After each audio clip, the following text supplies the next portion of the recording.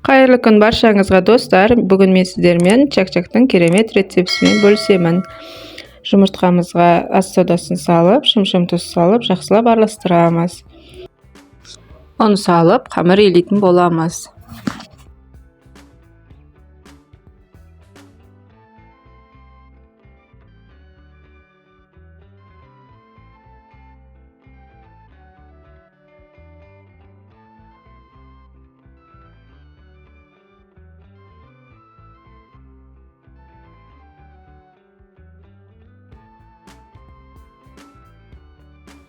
Дайын болған қамырымызды 15-20 минутқа бетін жауып қоямыз.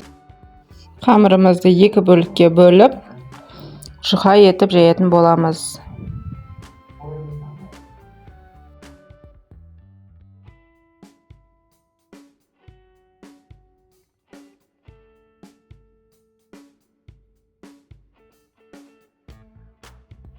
Қамырымызды жұп-жұқа етіп жаюға тырысамыз. Өйткені қазір қуырған кезде қамырымыз екі есе үлкеюі мүмкін. Екі жағына ұнды сеуіп 5 минут қойып қоямыз. Өйткені біз қазір оны кескен кезде жабысып қалмау керек. Неғұрлым жіңішке қылып кессеңіздер, чак-чактарымыз өте дәмді болып, әдемі болып шығатын болады. Енді қызып тұрған майға екі жағын өстіп қуырып алатын боламыз. Бұл чак-чактар тез піседі. Бір жағын тастап кетіп, бір жағы пісіп, бір жағы қатты күйіп кетпесін. Сондықтан өстіп араластырып тұруымыз керек.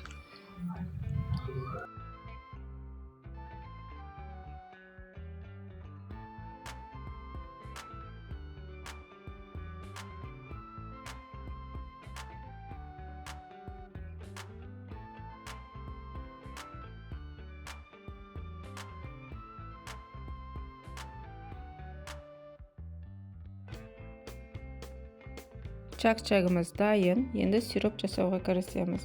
Қантқа су қосып, балымызды қосып, орташа отта қайнататын боламыз. Қайнаған соң астын жай басып, 5 минутқа қоямыз. Дайын сиропты ыстықтай чак-чактың бетіне құйып араластыратын боламыз. Жақсылап араластырып, формаға салатын боламыз. Мен бұл жерде жер жаңғақ қостым. Сіздер өз қалауларыңыз бойынша мейіз қоссаңыздар болады, қуырып, күнжітті қоссаңыздар болады. Барлығын өзіңізге ұнайтындай жасасаңыз болады. Жақсылап араластырып, формамызға салатын боламыз. Мен осындай контейнерге салдым.